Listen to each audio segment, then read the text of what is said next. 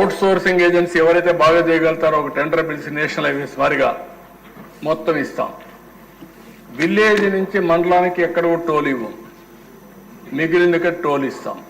అది కూడా కార్లు, లారీలు, బస్సులు వాళ్ళే ఇస్తారు. ట్రాక్టర్లు, స్కూటర్లు, ఆటోలు ఏవి ఛార్జెస్ ఉండవు. దీనివల్ల కొంత డబ్బులు పే చేయాల్సి వస్తుంది. ఆ డబ్బులు పే చేసే బాధ్యత, వైబిలిటీ గ్యాప్ ఫండింగ్ ఇచ్చే బాధ్యత ప్రభుత్వం తీసుకుంటాం. ఇది బాగుందంటే మీరు ప్రజలందరినీ కన్విన్స్ చేయగలిగితే నేను ఇమ్మీడియట్గా పని ప్రారంభిస్తా. బాగలేదు అనుకుంటే మన గుంతల రోడ్లోనే తిరుగుదామంటే నాకేం అబ్జెక్షన్ లేదు. దీనికి కూడా అపోజిషన్ చేసే వాళ్ళు ఉంటారు, కానీ సమస్య పరిష్కారం చేయరు, గోతులు పెడతారు. గోతులు పూడుస్తామంటే మాత్రం అన్ని నువ్వే చేయాలా, డబ్బులు లేకపోయినా నువ్వేం చేస్తే లేదు. ఇంకా మంత్రదండం ఒకటి తీసుకోవాల్సి, మంత్రదండాలు ఉండవు, తెలివితేటలు తప్ప ఇంకొకటి ఉండదు. ఇది కానీ బాగుందనుకుంటే పైలట్గా 2 జిల్లాలు చేసి, ఎందుకంటే మంచి ఐడియా, స్పాంటేనియస్ ఎంతమంది చేతులు పైకి తెరతండి.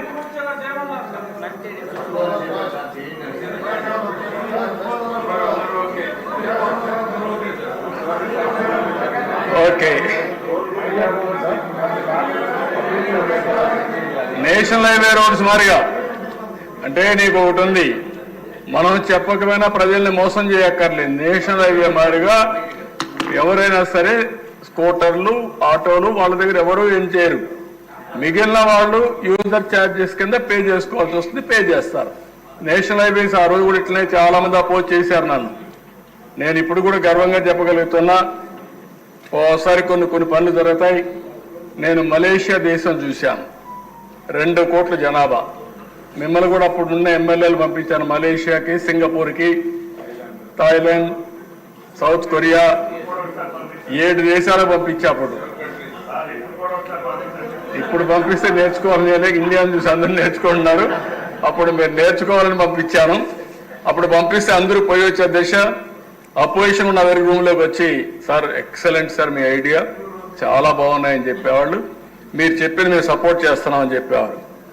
హౌస్లోకి వచ్చి అపోజ్ చేసేవాడు. ఏమయ్యా నువ్వు అక్కడ ఇది చెప్పావంటే, అది అక్కడ మీకు చెప్పాలి కాబట్టి చెప్పాను సార్, ఇది మా పార్టీ విధానం అని మళ్ళీ మాట మార్చేసేవాళ్ళు.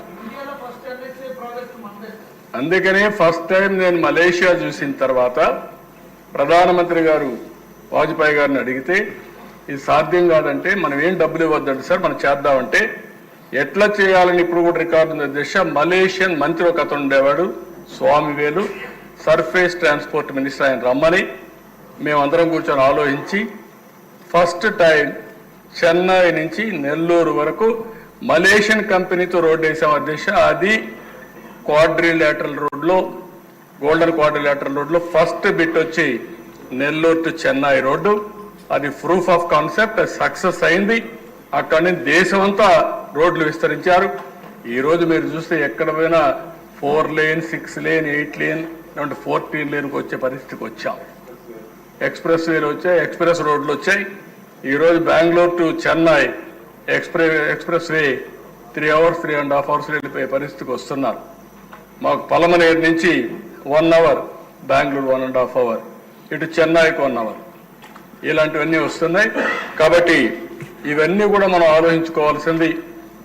ఒక జవాబుదారీతనంగా ఉండాలి, పనులు కావాలి, ఈ రాష్ట్ర అభివృద్ధి కావాలి.